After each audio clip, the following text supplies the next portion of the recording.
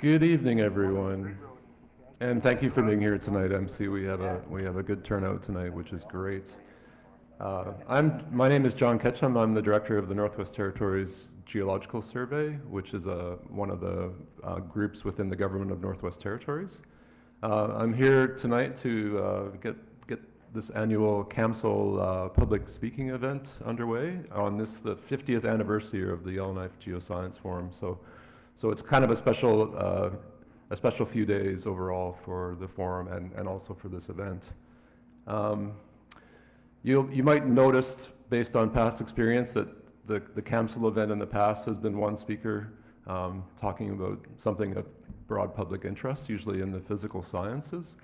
Tonight we've decided to multiply the speaker quotient, and you see four panel members on stage, and I'm going to introduce you to their moderator in just a minute. So yeah, we've decided to do something a little bit different tonight in recognition of the 50th anniversary of the forum. And I think many will know the general topic for tonight's panel discussion. We recognize, I think all of us in the room recognize, that northern resource development is something that has had many twists and turns and activities over the last 50 years, and there's no reason to expect that isn't going to change going forward for the next 50 years. So we thought on this anniversary of the forum that we would have a discussion about that and about the changes and what we have seen past and present, and what we may see in the future as well in terms of resource development and how it affects the people of the North. And as you probably know, our panel members tonight are all very much in the thick of things. They've had a lot of experience in this area, so we're looking forward to hearing what they have to say tonight. I won't speak very long because we have a lot to do tonight, but I would like to introduce tonight's moderator for this event. Many of you will know Ollie Williams, who's one of the creative forces behind Cabin Radio, located here in Yellowknife. However, Ollie is here tonight in his capacity as the president of his own media company called Ollie Williams Media Limited. And we're really thankful that he could be here tonight to help us with this event. Ollie's an entrepreneur. He's also an experienced broadcaster and multimedia journalist with quite a lot of experience. You may have heard him in some capacity, either on CNN or on the BBC with respect to sports reporting, including some Olympic sports reporting, I believe Brazil, the Brazil Olympics in 2016. Yeah, he was prominent there then.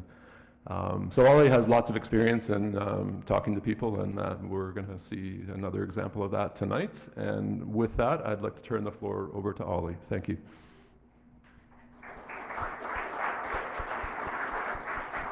Yes, they've hired a British sports journalist to moderate the Camsell lecture this evening. Thank you to John for that. Thank you to everybody for being here. It's a really good crowd in here this evening at the Prince of Wales Northern Heritage Centre, and hello to anyone who's watching on our Facebook live stream as well.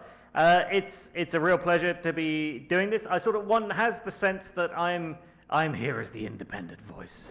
There's a lot in the script here about, well, we're going to make sure that we deal with both sides of the argument tonight. It's not just going to be pro-resource development, and I feel like I'm here to crack the whip and ensure that as the evening goes on. And we'll see how these guys do. We've got a fantastic panel with us here. We're going to touch on some really topical issues. We're going to talk about things that have been in the news just today, and talk in more broad terms about the future of resource development in the NWT and some of the positives and the negatives that we've seen in the decades up till now.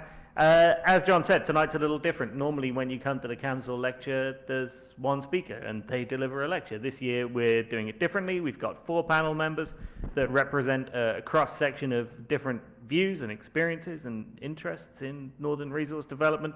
And I'll be asking them to introduce themselves in just a moment's time. Before I do that, the title of this panel is Past Wins and the Work Ahead, a panel discussion on resource development in Canada's North. Now, the organisers say here that they would like to acknowledge that the past is not characterised only by wins, and that there's been a mixture of wins and losses and things in between. I also think that a win very much depends on who you are and what you consider to be winning.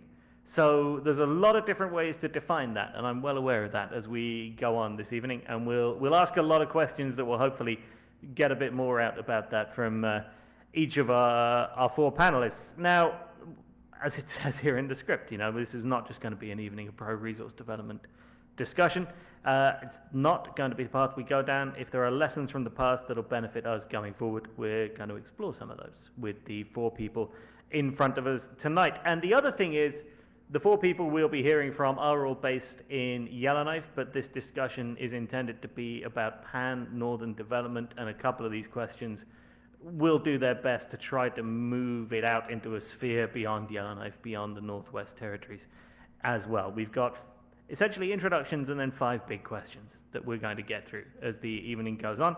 I will be trying to keep the panelists to 2 minutes each per answer. I might have to cut in once or twice. We'll see how we go as the evening goes on. As John said, I'm also not going to be doing too much speaking here. We're going to try and turn it over to the panelists as much as we can. We've got a few people just taking their seats here, so I will take that time just to run through our sponsors. Thank you, of course, to the Northwest Territories and Nunavut Association of Professional Engineers and Geoscientists. If you phone their main switchboard, they pronounce it NAPEG. If you phone several of their employees, they call it NAPEG. So I'm going to go with NAPEG for the rest of the evening, and then only half the audience will hate me.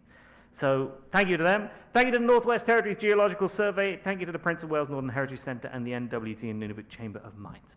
And with that, we will get started. We have 4 panelists in front of us. The first question is by far the easiest one of the night. I'm going to get each of our panel members to introduce themselves and give you a bit of background, if you don't know them already, as to their experience and their relationship with Northern Resource Development. I am going to start on the far side of the stage with Brett. Over to you, Brett. Merci, Ollie. And good evening, everyone. Dagote. Si Brett Wheeler, sige. Klicho de kawo, donawo, yitso dewa kahodi, agalada. Sombake katso ate. I introduce myself in the way that the elders and my Klicho government colleagues have taught me.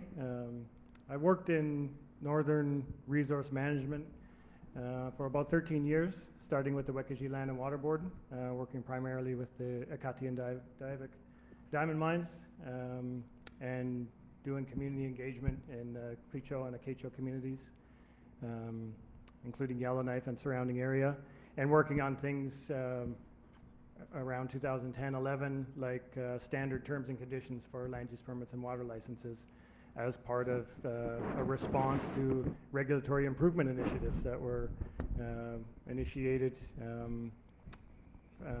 by Ottawa and from southern Canada, but that the Northern regulatory system responded to with separating and categorizing issues into some that are based on regional diversity and the need to recognize that throughout the Northwest Territories, and others that should be consistent and can help provide guidance for proponents and folks from outside. So after a few years working with the Wekiji Land and Water Board, I moved to working with the Mackenzie Valley Environmental Impact Review Board, and there, took a little bit of a different focus, a whole Mackenzie Valley type of focus in terms of engaging with different communities in different regions, and from a regulatory perspective, looking at the whole environment rather than just water and land, looking at socioeconomic impacts as well, and working that way. Now I work with the Klicho government for a little over 2 years. I'm the senior advisor for resource management and sustainability there, and my work is essentially to try to be part of implementing the vision that the Klicho people and the Klicho leadership has for Klicho well-being, and a lot of that is about trying to find a balance and navigating regulatory systems, navigating corporate systems to achieve that balance between environmental and cultural values and economic benefits.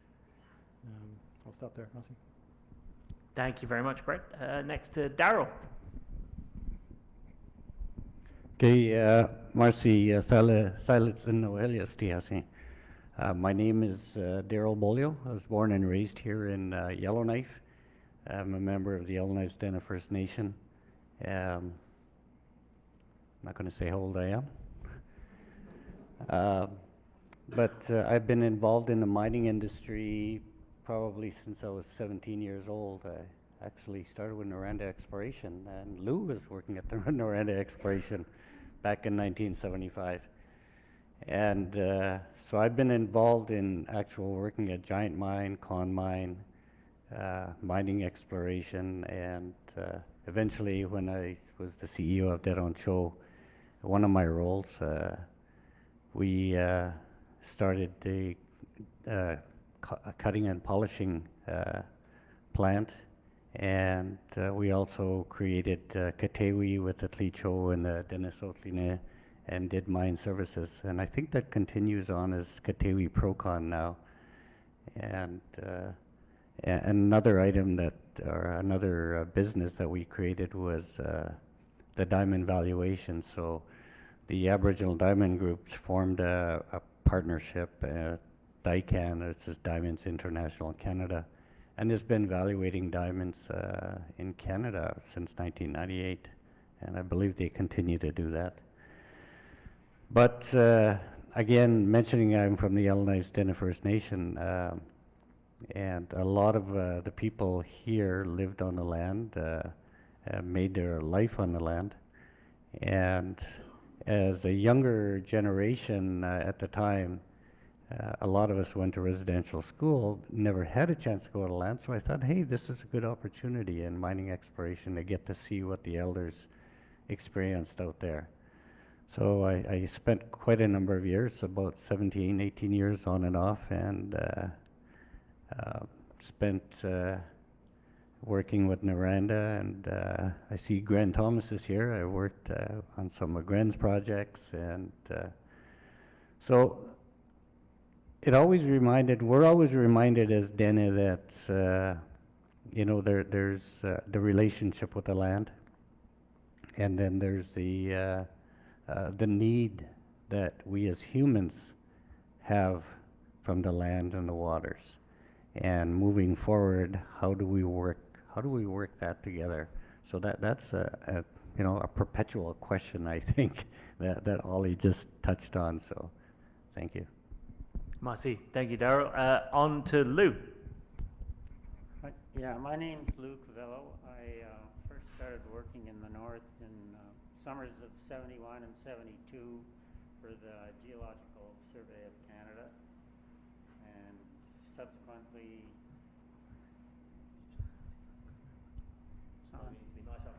okay, sorry.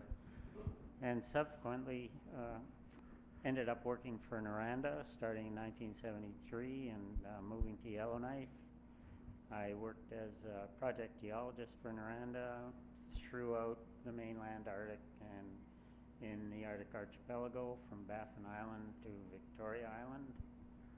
And in 1981, Noranda decided to close down their operation in the Northwest Territories, which in those days included Nunavut. And so I liked Yellowknife so much that I decided to stay here and started my own consultancy and worked along happily in various projects ranging from base metals to gold, uranium, and in 1986 Doug Bryan joined me. Doug had worked with Noranda and with me in the 70s, and he decided he liked Yellowknife a lot, came back, and we formed Cavello Bryan and Associates, an expanded consultancy. Gary Vivian joined us in 1988 as a partner, and since then the company is, while in the year 2000, morphed into Aurora Geosciences, which is the company you see now, being run by Dave White. And I've always taken an interest in the political and social directions that we follow here in the north, and I guess with that I'll pass it on to Pam. Thank you very much for that, Lou. Lou, you might have drawn the microphone short straw there. That microphone might need to be practically touching the lips in order to work. I think Pam might be offering you a swap. Can I get COVID from it? No, I'll share this one. We can share the same microphone. Okay, thank you very much for that, Pam. And without further ado, on to Pam. Thank you. Good evening. It's a pleasure to be here. My name is Pamela Strand, and I came north 35 years ago as a young geologist. And at that time, it was the Eastern Arctic, which was they were all the Northwest Territories. And I think that first visit to the north was what captivated me. And I've either lived here or worked on projects here every year since. My career took me to do a master's at the Con Gold Mine here in Yellowknife. After that, I stayed and joined the federal government and worked as a staff geologist and a district geologist, where I started to learn a bit more on the regulatory system. My career then did take me to the private sector, where I was president of several public companies, all exploring the north for different minerals and metals, diamonds, gold, emeralds in the Yukon, zinc, so yeah, right across the 3 territories, and directors on many companies, private or public. And then, you know, then devolution happened in the Northwest Territories, or was about to happen. And that's when I joined the government of the Northwest Territories as the Director of Mineral Resources, and a huge opportunity to kind of pave the path in what was the future of the Northwest Territories in a post-devolution world, you know, with, you know, signatories with Indigenous governments and a new way of doing business in the North.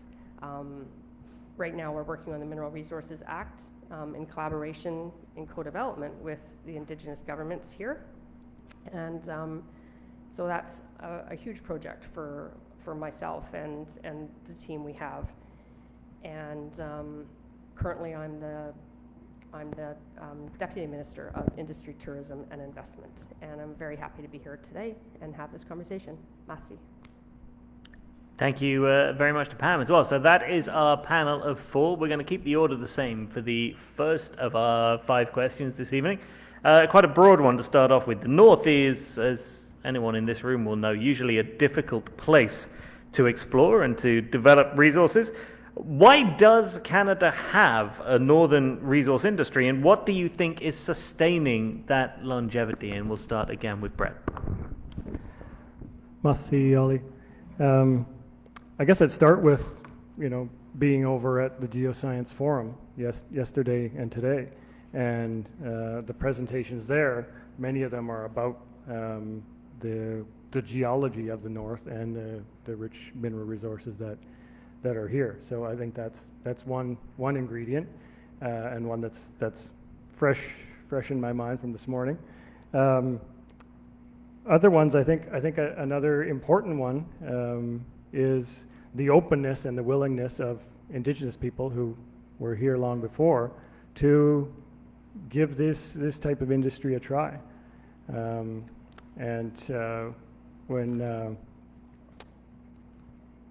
won't get into too many examples, I guess, but I think overall, yeah, the willingness to collaborate and the resourcefulness of the Indigenous people who are here and of many newcomers, that creativity and resourcefulness, that's been a key factor in sustaining the industry and having the industry, you know, despite some challenges in the past, some really serious ones, the opportunity to continue and have new opportunities ahead. From a regulatory perspective, a couple things to add, I think, are inclusiveness, participation, fairness, transparency. Those kind of characteristics of the northern regulatory process are also important to enabling the industry to continue. Thanks. And the same question to Daryl. Yeah, that's a good question, and I'll answer it with a question.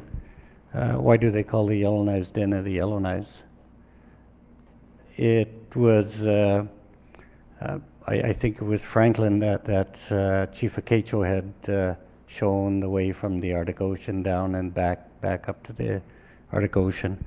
And when he first ran into the Yellowknife's den, he noticed they had copper implements, knives and other implements. So obviously there was some resource extraction happening way back then. And it was interesting. Later on, I did learn that one part of my family unit used to leave Yellowknife in the fall, go up to Contueto Lake, and spend the winters there. And that's those days it was all by walking, dog team, and canoeing. And by the way, Contueto Lake is a Dene name. Kuntuetu means firewater lake, where they were first introduced to whiskey. And that's how they got that name, for those of you that don't know. So in any case, they'd spend a year there, and then they'd move to the Thelon Game Sanctuary along there and spend a year there. Then they'd move into northern Saskatchewan, northern Alberta, and back to Yellowknife. And that was the family cycle over the years. So I mention that because my grandfather used to say they used to run into lots of good rocks. Now, I don't know what he meant by good rocks. It could be gold, it could be copper, it could be diamonds. But in any case, the North has, it's got a huge, vast richness in terms of minerals and resources.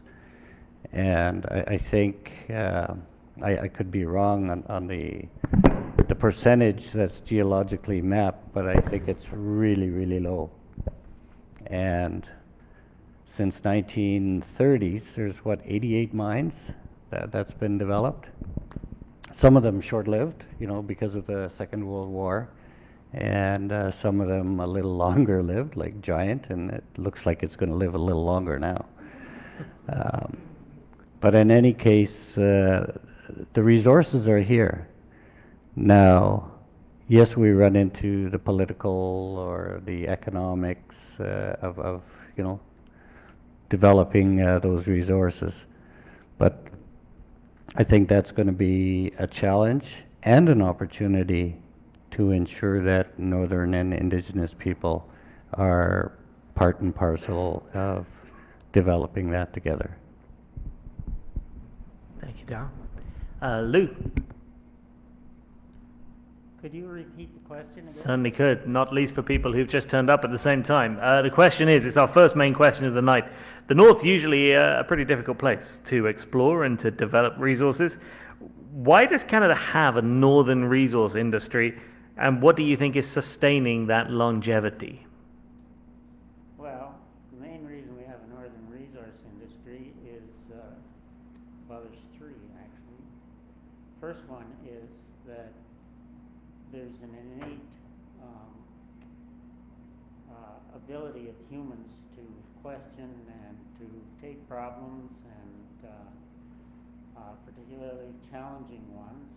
And as far as mineral exploration is concerned, that's one of the great challenges that the world faces.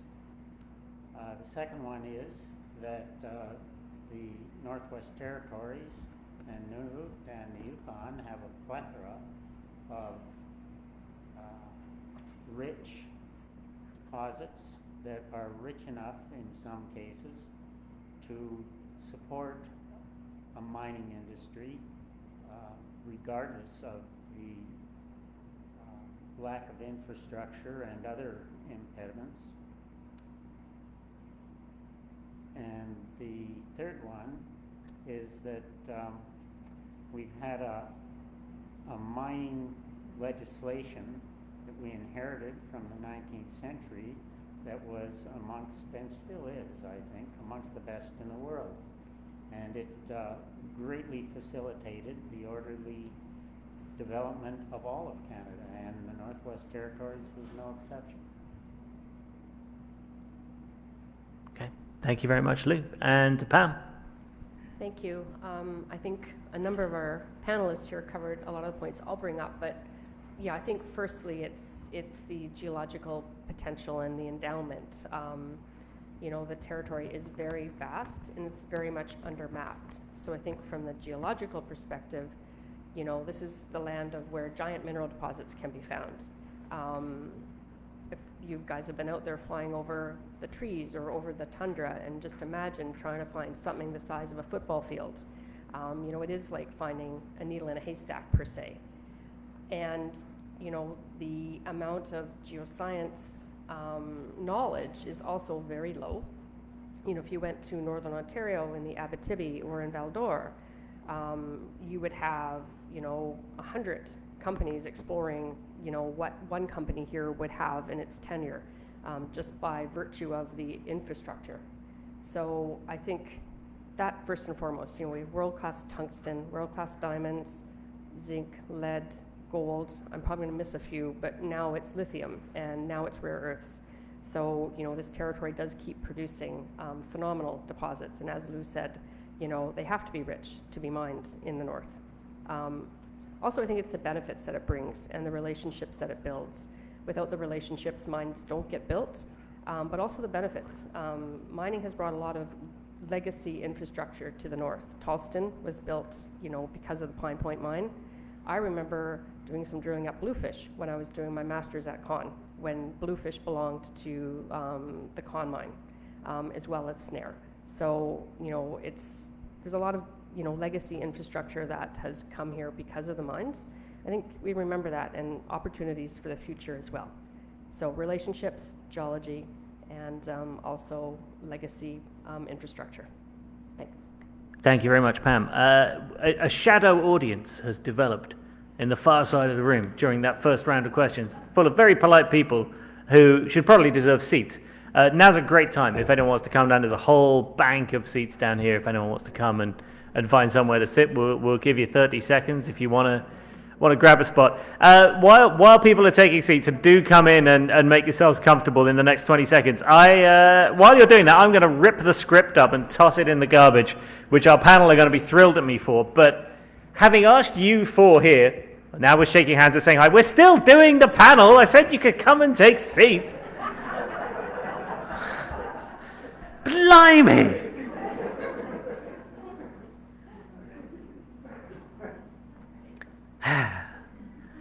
So the panelists might not thank me for this, but I was thinking in asking that first question about the fact that, yeah, northern resource development's very hard. Well, you look at countries like Russia, and they seem to do a ton of it, like massive amounts of northern resource development of different kinds. Yeah, and I've heard this said before when you go to things like the Arctic Development Expo in Inuvik, and there's a lot of comparison with places like Russia. And I just wonder, do we want to be like that? Do we wish we had much more northern resource development with a huge, more federal investment? Or are there pitfalls there? And are we quite happy that we are like Canada and we're not like Russia? And I'm just going to open that up to anyone on the panel. Is there anyone who has any thoughts on that question? The answer might be no. Brett. Thanks, Ollie. There's things like gulags and stuff in the past too that we probably don't want to go there or talk about too much. I think we need resource development to be done the right way, and that's the path forward, and that's what's going to bring the opportunity and the longevity that you spoke about earlier, is having approaches of true partnership, having respect, and learning from some of the examples that that were not wins on all sides, so yeah, I think resource development in itself, and access to minerals and things that we need for the economy, whether it's critical minerals in the green economy and things like that, or whether it's other things that support our society and our way of life, that has value in and of itself. That's important, and we need that. And I think there's broad recognition of that, but there's a need to approach things in more of a partnership and in a way that looks for mutual benefit and takes more creative opportunities to have that development and satisfy those needs for minerals and things that we have. Thanks. Okay. Thank you, Brett. Any further thoughts on that before I move on? Yeah, Lou. Well, having worked in Russia on a couple of occasions in Siberia and Kola Peninsula, I can say that with some accuracy that Russia has no more in the way of viable and at this point non-viable ore deposits than the Northwest Territories, the Yukon, and Nunavut have. And the difference has been the approach to it. And Russia has taken a socialist approach. As a result, they have a vast junkyard stretching from the Bering Strait right to Norway in their north. And they're still in the process of cleaning it up, if they are anymore. So it's not really a comparison at all. We've had the benefit of the Canada mining regulations over the last almost 2 centuries, which I think were very well designed and facilitated Canada becoming one of the most successful group of explorationists that the world has ever seen. And so, yeah, and you don't have the equivalent in Russia. Everything was done on a collective approach there. They decide they want to map a greenstone belt. They send 5,000 or 10,000 men out there digging trenches by hand, kilometers long trenches, and that sort of thing. And of course, they found a lot, and you have to give them credit for that. I still don't think there's much of a comparison. Okay. Thank you very much, Lou. And I want to build on that when we look at our next question, keeping that junkyard image in mind and what you just said. What do we need to learn from the impact, the good and the bad, that resource development has had on our communities in Canada and on their socioeconomic development? And Daryl, I'd like to start with you for that one, please. Okay, I was going to comment on your last question, but in any case, in terms of resource development, you mentioned Russia. I mean, there's China. I think a couple of years ago they were bringing 70 coal mines online in the Northwest Territories in Canada. When's the last time we brought a mine online here? It's a few years ago, and how long does it take to get a mine online from the day you find it? Like I mentioned at the first when we were introducing ourselves, Sabina, who's just getting their mine going. I think Lou and I worked on those projects, the Goose Project and the other projects that were up there in 1975, 76. So count the years. So I find it really interesting, and at the development of the North in terms of the comprehensive land claims that's happened in the last 30 to 40 years, the development of the mines that's happened in the last 30, 40 years at a parallel pace. Yes, there's still some outstanding land and resource agreements that need to be settled with the Quechua and the Decho, and I think that's really critical moving forward. But the industry is mainly dependent on the demand that's out there. The demand for lithium, demand for gold, or demand for diamonds, etc. So, I see that, let's visualize it like a bicycle wheel. Well, it has a lot of spokes for the northern society to move forward. You need financing, and that's a challenge for everybody. You need the infrastructure. That's a challenge. Then you got the regulatory processes at every level of government. So that's another 3 or 4 or 5 spokes. So there's a whole bunch of different things that's got to come together to develop the North. And so I think the Dene Nation passed a kind of a historic resolution in 2014 to look at indigenous participation to stimulate the northern economy. And by stimulating was looking at resource development, number one, and number two, the corridors for so you can bring your product to market. Unfortunately, it's been 8 years now. We haven't made much progress. There's been no investment that we're aware of, whether to indigenous groups or to the economic participants of the NWT to make that happen. So I think that's something that really needs to happen. Okay, thank you for that, Darryl. Pam, to you next. On the impacts, the good and the bad of northern resource development and what we need to learn. Thank you, Ollie.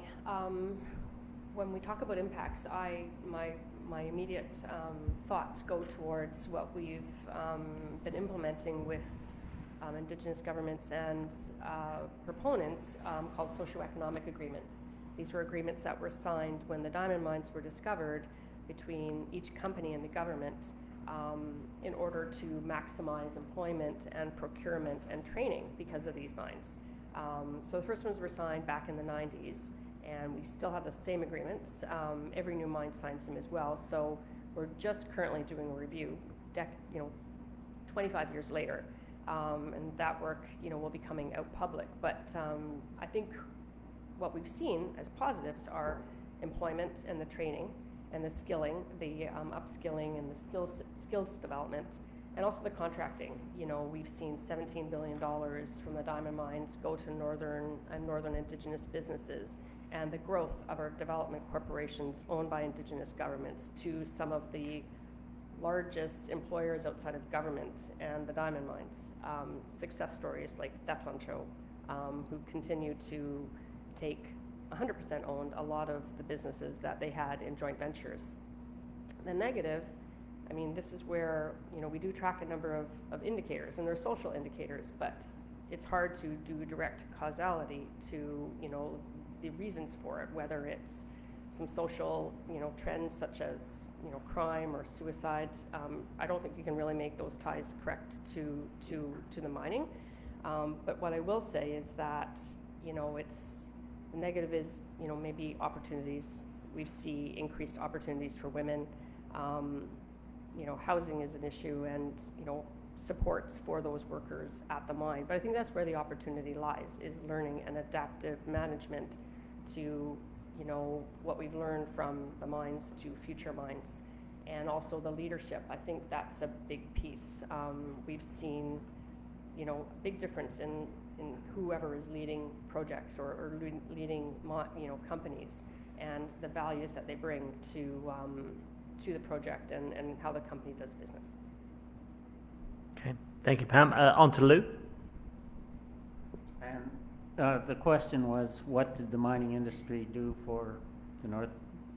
When it That might be a generous interpretation of the question. What are the positive and the negative? How do we learn from the positive and the negative impacts of northern resource development? The positive, of course, was in the 1930s, the development of exploration and mining development at Port Radium and in Yellowknife, and that essentially brought the Northwest Territories out of or into the 20th century.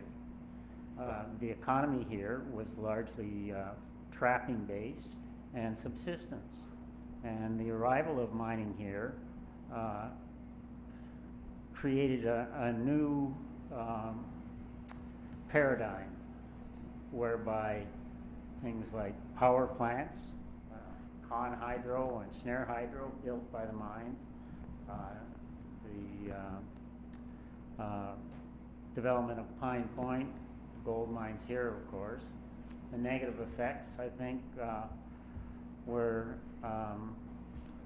in large part, how could you say it?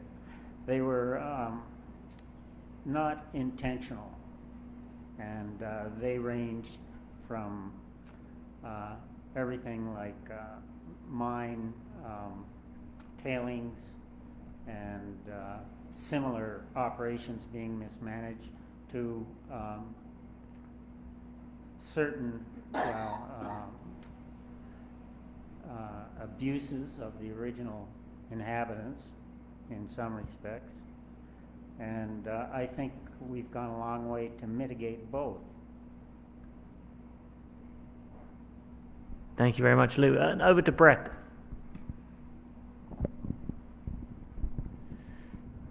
Massey, yeah. When we think there's when I think about legacy, I guess from a regulatory perspective, and I guess my perspective now as Cleacher government, is that the legacy of the industry is not there yet in a positive sense, and I think we. Some things happened in the past that were, things were not done the right way, and primarily I'm thinking about recognition and respect for Indigenous people's rights, and the ability of Indigenous people to have an influence over what's happening on their land historically, and that self-determination and ability to influence people's own destiny. Thinking about sort of the, and so that legacy is there, and we'll go to any public hearing or any community meeting, and we need to be ready to have some airtime and hear about that, and that is what it is. But there has been an evolution as well, and when one example or one milestone is when the diamond mines came and opened up and brought global corporate ethics to those mines and raised the bar a little bit and started to have some emphasis on agreements and on employment and on opportunities like that. And then I feel like that has continued to evolve, and now sort of like the open ground a little bit that's ahead is to take that further into partnership and into sort of a higher degree of working together in collaboration. That is what's if there's going to be a future or a bright future for the mining industry and the mineral resource industry, that's how we'll get there. And I think the time is kind of right for that, and a lot of factors are coming together between modern treaties, between participatory regulatory processes, and then more broadly just the relationship side of things between, Pam mentioned the collaboration on land and resource legislation and regulations, and that public government and Indigenous governments are sitting down together and writing the resource management laws, and that is huge. And that can set things up from a certainty perspective, and that can set things up from a relationship perspective to be, on the right path and enable sort of collectively people to realize some of those opportunities. Awesome. Thank you very much, Brett, for that. Darryl, you look like you want to add something there. Yeah, no, just to the question that you've asked now, I guess. Go for it. My last one was on the previous question. So. It's still catching up. That's Still fair catching enough. Up, yeah. I think we've been trying to do that for the last 100 years here.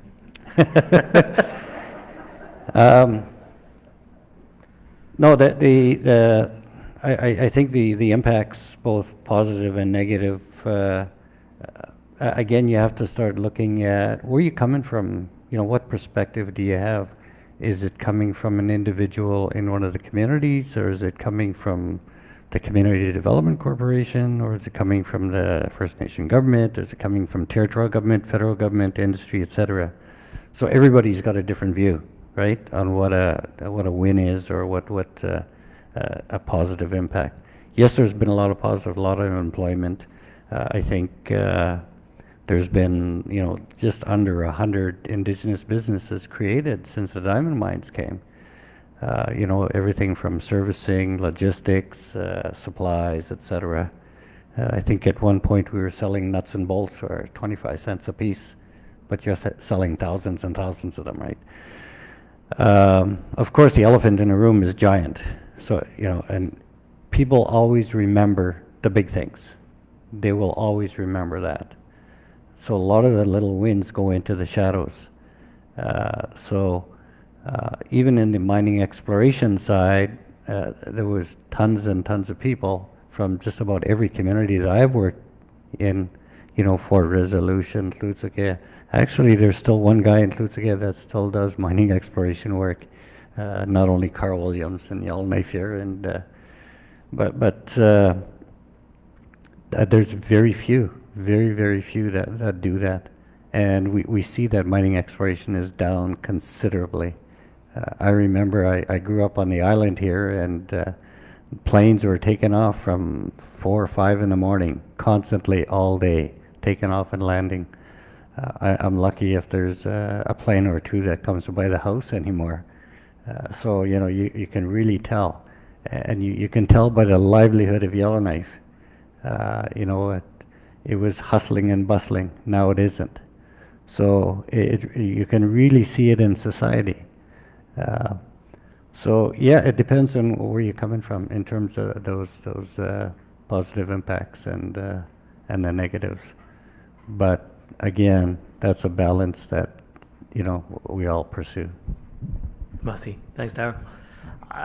I did promise at the start of this that we try and move beyond the Northwest Territories in some of what we talk about, and the panel have been good enough to let me ask a question based on the news today that the federal government has agreed with the Nunavut Impact Review Board that the Baffinland Phase 2 expansion shouldn't go ahead as currently planned. I want to ask the panel, what does that say to you about the way the northern resource industry is currently regulated? And if you feel informed enough to comment on it, was that the right decision? And I'll start with Pam. Thank you, Ollie. It's a relatively new decision, and like all of us, we probably were sitting in Geoscience Forum all day, so I do not have the details. All I can say is that the northern regulatory systems are based on trying to mitigate and adaptive manage any adverse effects that projects have. And I don't know the details because it's a complex project, but you know, for the most part, I think in the Northwest Territories, our projects have made it through those discussions and those collaborative processes. Obviously, this one hasn't, for whatever reasons. They're probably very complex. I trust, though, that probably conversations are continuing on. I do know in the Territory, a number of our exploration projects of the past, you know, have had those no's. I've had the no's myself as an explorer, but I was able to, you know, work together to find solutions. As I said, we've known, you know, that not always are solutions going to be able to find that, you know, everyone can agree with. And unfortunately, I think that's what we're seeing in this situation here. Okay, thank you, Pam. On to Lou. The decision by the federal government and by the Baffinland, or the Baffin Island Hunters and Trappers Association to deny that was, in a democracy, I suppose, it's the will of the people, and we'll live with it. As far as the people of Baffin Island are concerned, I think they've shot themselves in the foot for several reasons. Probably the most important is that it's been well established that our claim to sovereignty over the Arctic in the past has by and large been through private investment that resulted in the development of mines like Nanisivik and Polaris, and a series of mines along the north coast as well now. Hope Bay, for one, nickel iron in the Cape Smith, Wakem Bay belt, northern Quebec. And I think that Indigenous people in the Northwest Territories have the most to lose if we lose the Northwest Territories. Now that may sound fantastic to you, but I think given the current geopolitical situation, everything's on the table. And I would think we want to have as much development as possible in the Arctic, particularly the high Arctic. That way, industry gets to pay for it and government benefits, but and the people of Canada benefit. The other aspect of this is what this decision essentially does is it takes a huge advantage that Baffinland has over every other mining, iron mining venture on Earth really right now, in that they have billions, not millions, but billions of tons of direct shipping ore. And so it means that they don't have to beneficiate it. And that was one of the prime reasons it was developed in the first place. And without that, and without the ability to expand production to achieve economies of scale, I think that at some point, not necessarily soon, but in the future, they're going to have to walk for economic reasons. And I think that'll be to the detriment of everyone in Canada and everyone on Baffin Island. Thank you, Lou. To Darrell. Well, I kind of look back at the evolution, I guess, of development in the north, and I remember the Dene Nation. George Erasmus was the president of Dene Nation back in the 1970s, and I think I was a busboy at the Yellowknife Inn coffee shop at that time, and they used to have all their meetings in the Yellowknife Inn big meeting room that they had, and I do keep that quote at my office, saying that the Dene were not against development, and that they wanted to participate right off the bat, and you know that kind of sits there in my mind all the time. But at the same time, that evolution of the development of the North through the regulations, through legislation, through policies, etc. I know it's evolving. The land claims, there was a hard-won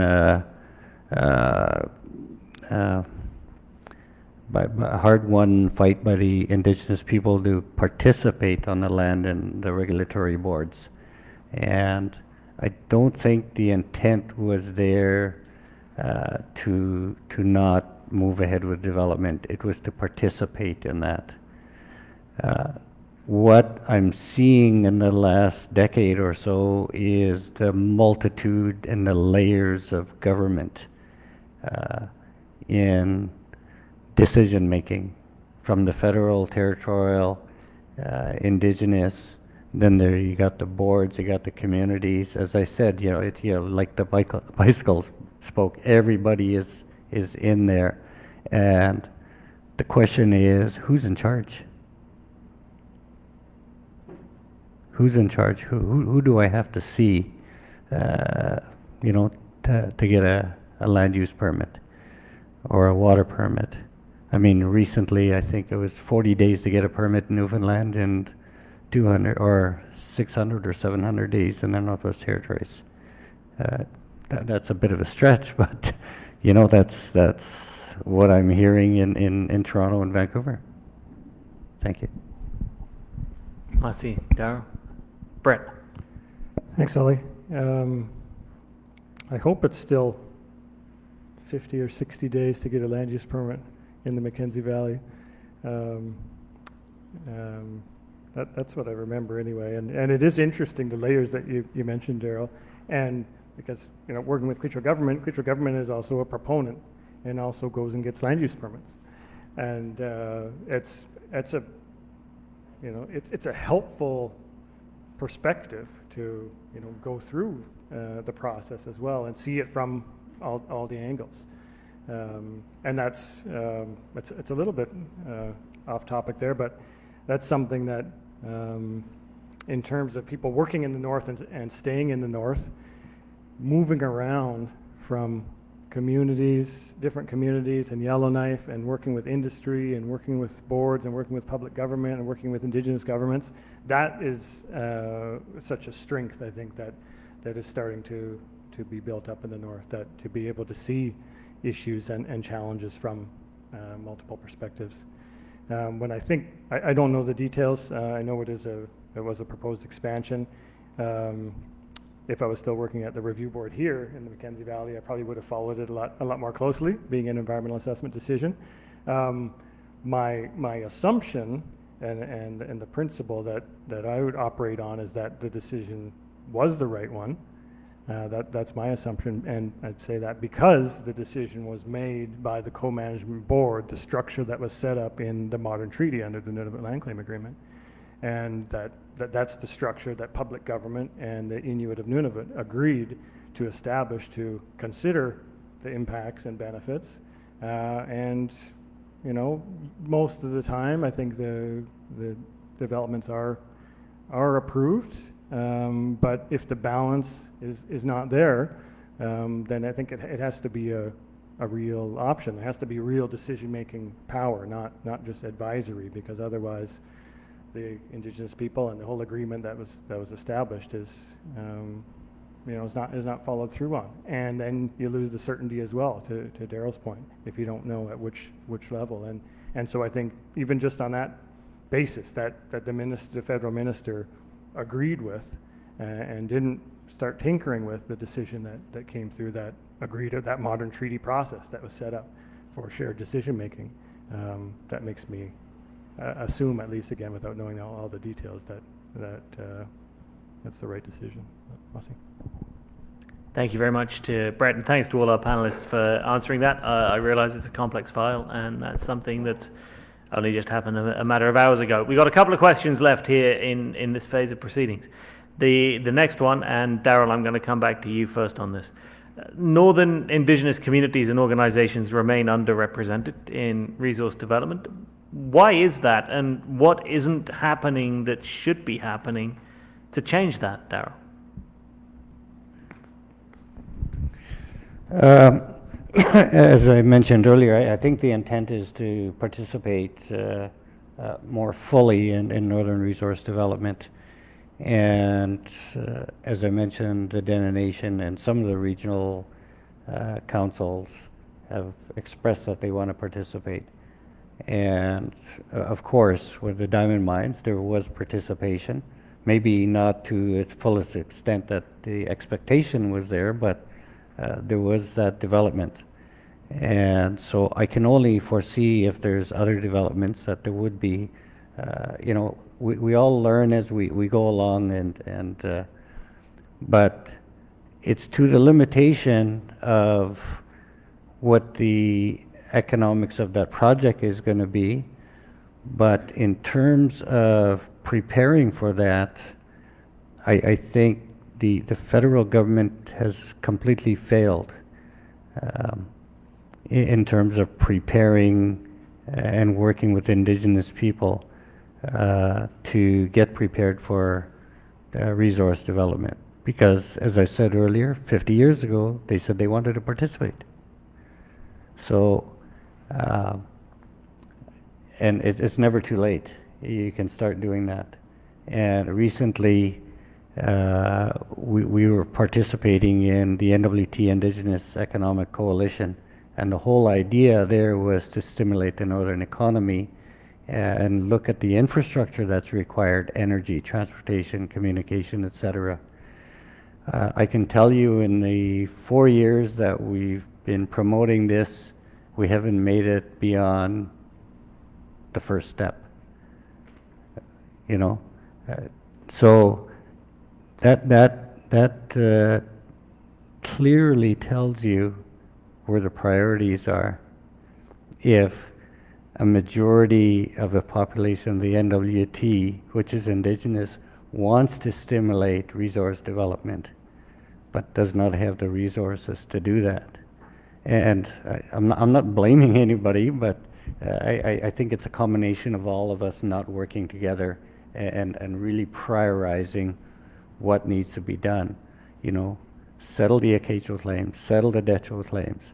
Let's get some infrastructure, something that's going to move the economic needle here. You know, I think the federal government did a study, a very high level, saying a $2 billion investment from the road from here to the coast would generate $39 billion in projects, investment in projects. And that's just the capital. You know, and if there is an operation, it'll go on for 10, 20 years, maybe less, maybe more. But I think we really got to look at the ground floor of the people that live here and how we're going to make that happen. Because, like I said, it's obvious we can't depend on the federal government, and investment is few and far between as far as I can see, and I think everybody else can see that too. Merci, Darryl. Brett, over to you. I would mostly just echo that, Merci, Ollie, in terms of the importance of education and support all along the way throughout entire careers, and also I think something to keep in mind is the capacity to benefit as well. So if projects, you know, if new projects are coming, or sometimes in the past projects have come, but if the capacity to benefit wasn't there for some of these other reasons that Darryl alluded to, whether it's support or education or training, then that's a missed opportunity to have that higher degree of participation. So that's something that I think, you know, when we think about the pace of development and development going forward, is how does that line up with the capacity to benefit, and what do we need to do, you know, now in the meantime to build that capacity so that the benefits can be there and the participation can be at a higher level. Thanks. Merci, Brett. The question is the underrepresentation of Northern Indigenous communities and organizations in resource development. Why is that there? What isn't being done that should be done to change that? Next to Pam. Thank you. I think we touched on a few pieces there that, you know, there's many ways to benefit. You know, I think we're talking employment here, but yeah, I see there's multiple levels of how communities and Indigenous, you know, governments have, you know, participate and benefit in it. But I think we've had some wins. One that comes to mind is the Mine Training Society. The number of successful entrants, and they train for jobs. That's super important. So, you know, when you go through this training, you know, it's intensive, life skills also, but they've been very successful. I don't even know the numbers. So I think of that as a huge success. I'll go back again to our socioeconomic lessons learned, and, you know, we meet constantly with the mines about their employment numbers and how those can be increased. Our partners are ECE and HSS. So, you know, we're fully aware that, you know, we need to train. We need to educate our residents here in the north and to be able to be ready. We're hearing it now in the remediation economy. Everybody wants to be ready. There's lots of huge opportunities to participate in those remediation projects. One area that comes to mind for me is that, you know, a lot of the jobs are entry level. But what I think the focus needs to be on is upward mobility. How do we take the entrants and move them up through our organizations? And, you know, GNWT is included in that. You know, so that it's not saturated at the entry level position, but that we have upward mobility, and that will, you know, clear the path for more and more people to participate in the industry. Also, hiring practices.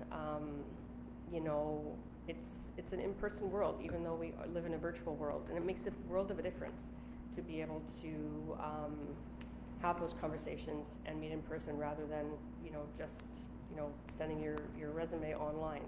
And those are things we tackle too as government, where we're looking at how we write our job descriptions and how we hire in order to be more inclusive across the board. So just a few ideas. Merci, Pam. And over to Lou. Darryl talked about first step I believe that first step is the most difficult one, and that is education. We have to have the best education in Canada right across the north. We're a small enough group of people that I think we can do this. I think it involves a classic education in the arts and an emphasis on the STEM subjects right from grade school through to high school, so that we can produce kids who are fluent in English. And I say that because it's the lingua franca for the entire world.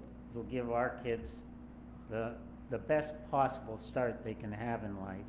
And that if they have that ability, then they'll be able to assume these responsibilities of their own volition and through their own talents.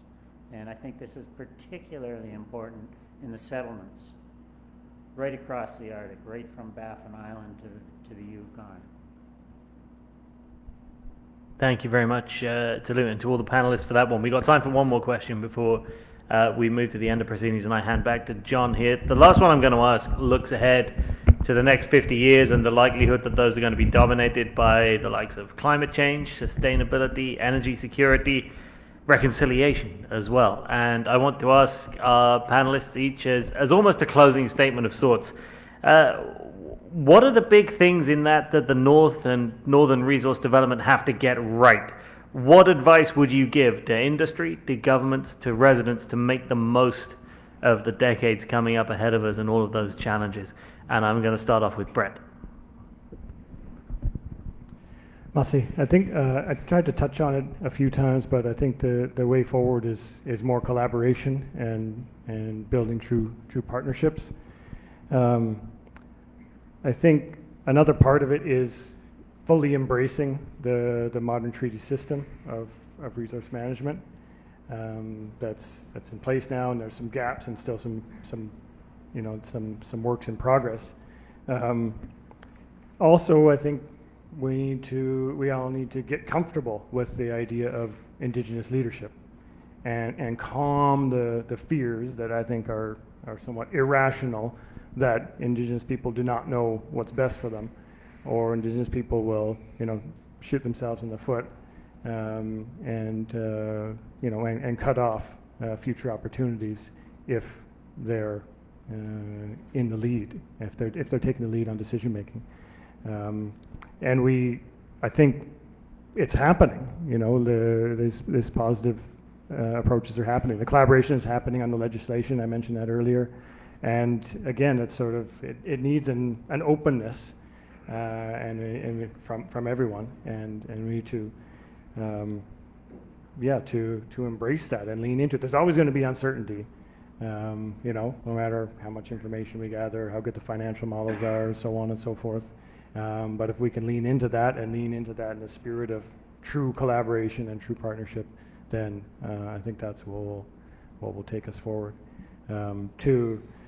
Darryl mentioned the corridor a couple times, and Cleacher government, after some conversations with Indigenous neighbours in the government of Northwest Territories, asked Canada to start a regional study as a proactive step to together plan the development of the region and look for that balance and look for creative opportunities to achieve the balance of maintaining cultural values and protecting the environment and having benefits from that resource development and from that infrastructure, especially in a new area like that. So we're hopeful. It's been a year and a half since that request went in, and there've been workshops and conversations, but no movement on it yet. But there's potential there for that to catalyze collaboration and a vision of the future of one region of the North. Anyway, Masi, Brett, Darryl. Thanks, and I think Lou hit the nail on the head here, because education is such critical and key. And we've talked about. I sat on the Chamber of Mines back 20 years ago, and we talked about the schools and the youth. And there's no programs in the schools for mineral literacy, and we live in a jurisdiction where the GDP is driving the economy from the industry, and so I think that's a step. A lot of focus has got to be on the youth and the education and their connections to the land, and looking at. If we look at down south, and as I said, we've had this discussion many times. Former Grand Chief Joe Rabiska, myself, and Charlie Lyle were promoting the joint industry collaboration on getting people employed, businesses started here in the 1990s. Unfortunately, that didn't get supported. But I think things just happened as they happened, and what's really key, I think, here is what's happening in the south. I look at Ontario. You have the Indigenous people owning the infrastructure with Hydro One. You got Five Nations Energy. You got every province. They're getting involved in the infrastructure and expanding that to northern reaches. Alberta, the Alberta Indigenous Opportunities Corporation is something that we need up here. And I think even a national one is needed because of the vastness or just the amount of dollars that's going to be required to do infrastructure up here. It's in the billions. So a guarantee program should be established nationally and in the north, similar to the AIOC in Alberta. And that is getting the Indigenous participation in the infrastructure. So the resource development can be more economic. And there's accessibility and participation. It all starts coming together. But I can tell you that we have not gotten together in the north to plan that out. And with this new critical minerals initiative that Canada is putting out, I can't see it going anywhere. Not that I'm aware of. Maybe I don't know, but maybe somebody else smarter in the room knows that can share what that's going to benefit here in the north, and is it bringing people together to develop the north in terms of critical minerals. One of the organizations that I do look at is the First Nations Major Project Coalition that's based out of BC. And I think that's really helping the First Nations and industry collaborate and work together to develop those resources and to get it to market. So I just wanted to share some of those things that's happening there that we should be doing here. Thank you. Marcy, Daryl, over to Lou. Could you repeat the question, please? Certainly can. It is the last one, looking ahead for the next decades ahead as we look at issues like climate change, sustainability, reconciliation, energy security. What is your advice, essentially, to the governments, to industry, to residents about the best strategies for northern resource development through that? Well, my advice is infrastructure. And I'll start with a policy that the federal and territorial governments all have. As it stands now, we'll never have another town started in Canada again. And mining towns are the best place to start these. It's our best road to sovereignty. It's our best road to economic development. And just to give two examples, the first one is Baffinland. I believe Baffinland will go ahead in spite of what I said earlier this evening, and that it's probably got somewhere between a 100 and 200 or maybe even more year mine life. And there should be a town there for several reasons. It should be tax-based. The main reason it should be there is so that families don't get split up for 2 and 3 and 5 weeks at a time. And you develop a sense of community, a sense of ownership, and you can walk to your job in 20 minutes or whatever. The other example I'll give is McMillan Pass. It's an area that I believe is about to become one of the richest areas of mineral production in Canada. And it's going to be centered on either side of the Continental Divide. We've already got a number of known deposits. We've got Mactung, we've got Tom, Jason, we've got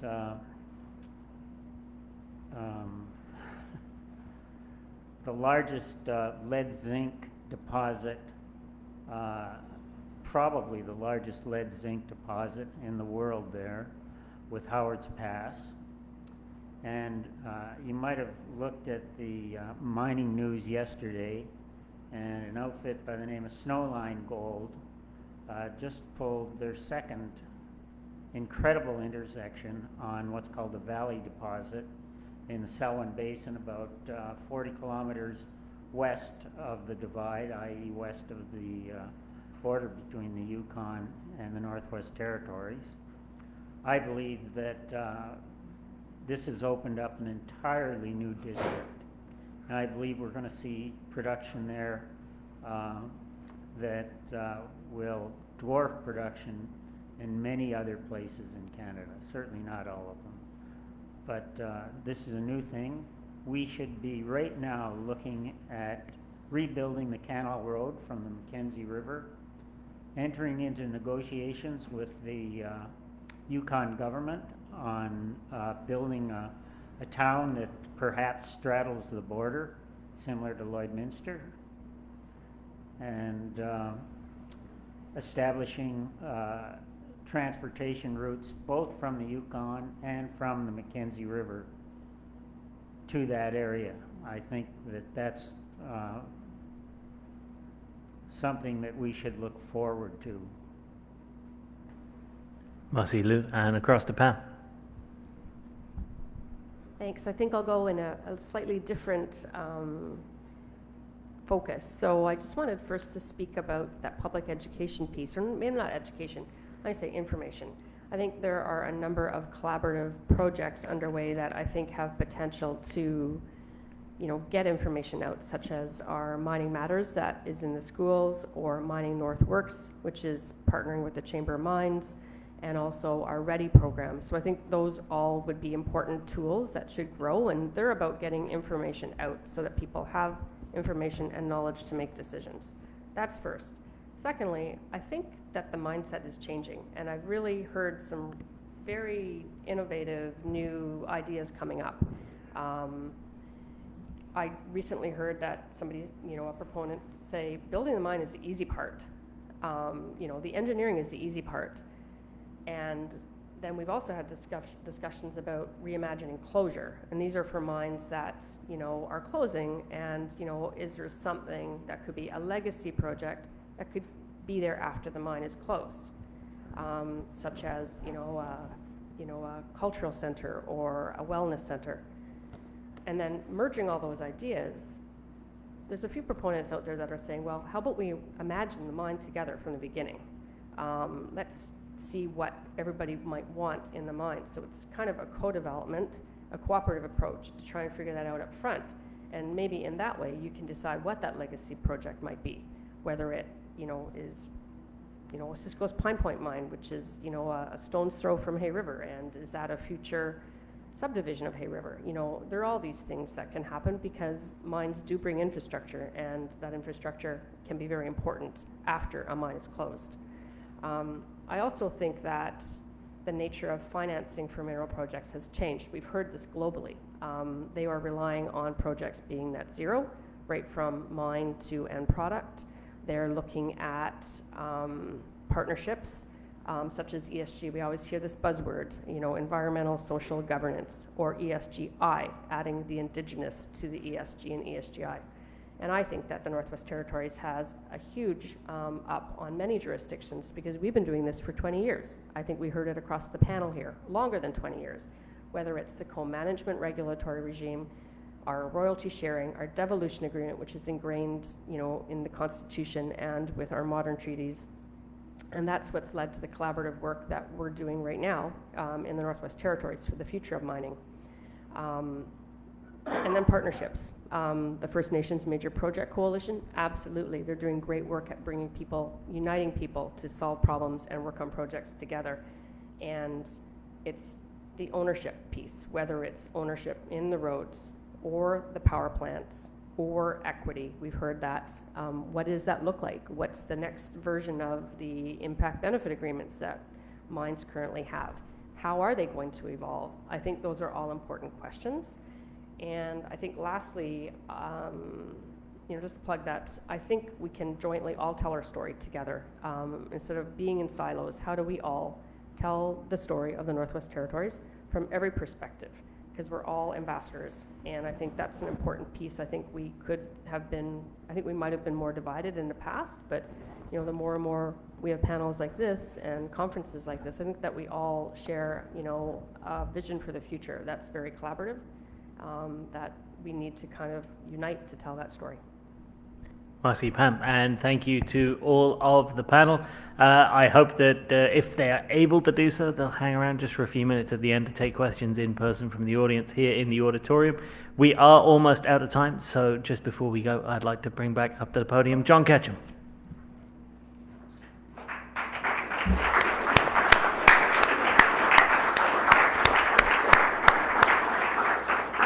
Thank you. Yes, that applause was for the panel. Let's just recognize them again fully for their participation.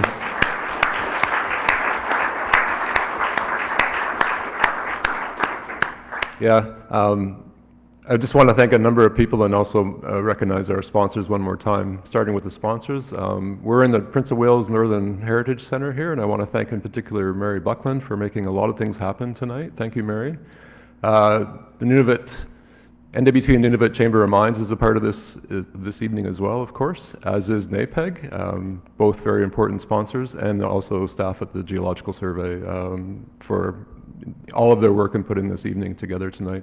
Yeah, I think that was one of the more interesting Camsell talks I've heard in quite a while, and I thank everyone for that. And I thank you for the audience participation, whether it be here in the room or online.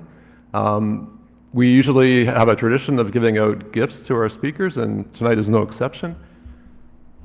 And I'm going to shamelessly plug another resource. We have a fish resource in the Northwest Territories, and Fran Hercombe has put together a really wonderful book, published just in the last week or so. And we have one of these for all of the panel, one for Ollie for his good work tonight and taking care of us and leading us through the panel. And also, we had what's called the keynote speaker today. It was Catherine Hickson speaking about geothermal energy and natural gas. We didn't give her one of these at the time of the end of her presentation today, but we have time to do that now, and Kathy's here in the audience. So Kathy, one of these has your name on it. Thank you again. Thanks for coming out. And yeah, as Ollie said, there may be some questions after the fact here, but thanks again. Good night.